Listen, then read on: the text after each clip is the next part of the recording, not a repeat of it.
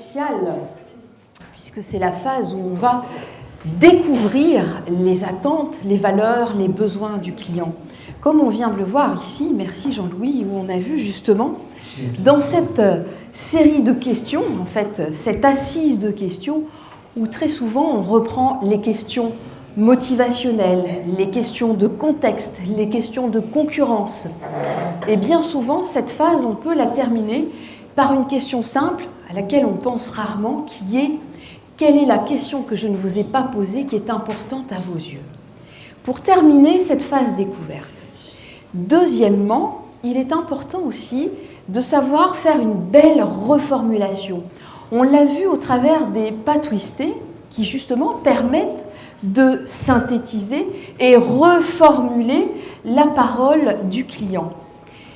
Et Dieu sait si aujourd'hui cette reformulation est importante.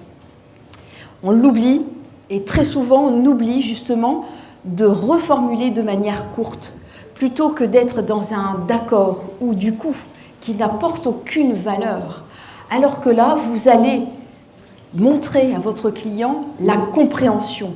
Par la reformulation courte, vous montrez une bonne compréhension du message et là, votre client est compris. Et un client qui se sent compris, c'est un client qui est en confiance.